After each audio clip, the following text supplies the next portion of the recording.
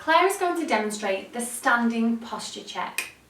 This will help you become more aware of the correct alignment for your body when you're in a standing position. Along with the exercises and stretches from this programme, it will help you to bring your posture back into alignment after pregnancy. We're going to begin at the feet and work our way up because a lot of postural changes begin from the feet. We're going to start with our feet at hip width distance apart, and we're going to slowly start rocking from side to side, into the left side, into the right side. The reason for doing this is because we want to become aware of how it feels to have too much weight in one side of the body than on the other.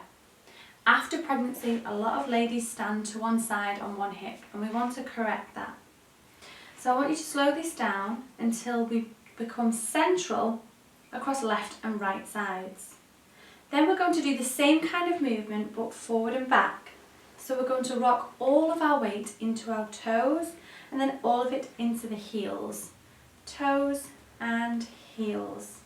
If you are somebody who stands with a lot of their weight in the front of the foot, for example, this will feel quite uncomfortable or quite strange to you when you stop and place your weight central across the triangle of your foot. But bear with this, you are training your body to stand correctly. The weight should be distributed evenly across the triangle of your foot. That's the heel, the pad of the big toe and the pad of the little toe. Then we're going to take the attention onto the knees, and we're going to make sure that the knees are not hyperextended, so they're not pushed backwards past their normal range. So make sure they're quite soft, they're not bent, they're just soft. Then we're going to take the attention onto the pelvis, which is the biggest change that takes place usually during pregnancy. And it leaves us with an anterior tilt of the pelvis. The pelvis can shift forward, creating an anterior tilt here, or we can develop a sway back position, again increasing this curve. So what we want to make sure we are aligning is the hip bone and the pubic bone. So here's the hip bone and then the pubic bone. So if we place our heel of our hand on our hip bone, the fingertips on the pubic bone, and align these two areas so we don't have the fingers too far in front of the thumbs and the thumbs aren't too far in front of behind the fingers. So we're going to now start rocking the pelvis forwards and backwards. Forwards, increasing this curve, and backwards, flattening the lower spine. Imagine your pelvis is a bucket of water and it's full to the brim. As you tilt your pelvis forwards, all of the water is spilling out the front. And as you tilt backwards, it's all spilling out the back. We're going to make sure we slow this rocking down until we are central and we have a neutral curve of the lower back. There's no tucking the tailbone under, there's no overarching the back. We are then going to take the attention onto the bottom ribs.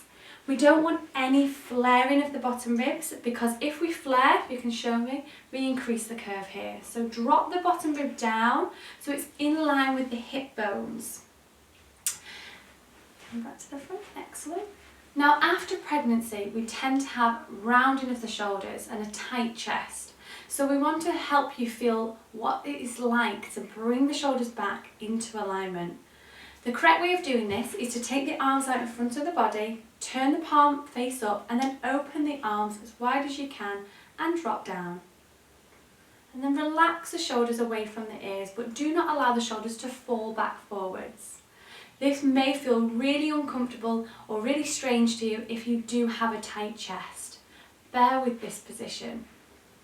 Inhale, and with every exhalation you're relaxing your shoulders down. If your shoulders are rounded, you would notice that your palms face backwards. So when they're in the correct position, your palms should just face towards your body or slightly forwards. Make sure as the shoulders draw back, you do not start to flare the bottom rib. Next is the chin. We want to tuck the chin in. If we turn to the side after pregnancy, especially if you're someone who has rounded shoulders, we tend to get a forward head position where the ear comes out of alignment with the shoulder. So if we tuck the chin in, stand tall, make sure that as you stand tall you don't flare the bottom rib, then our ear will be correctly aligned. So from the side now, you should notice that the ear is aligned with the shoulder, shoulder is aligned with the hip, hip is aligned with the knee, and knee is aligned with the ankle. Not too much of a curve here, just neutral, and bottom rib is down. Inhale and exhale and relax in that position and train your body to stand like this every day.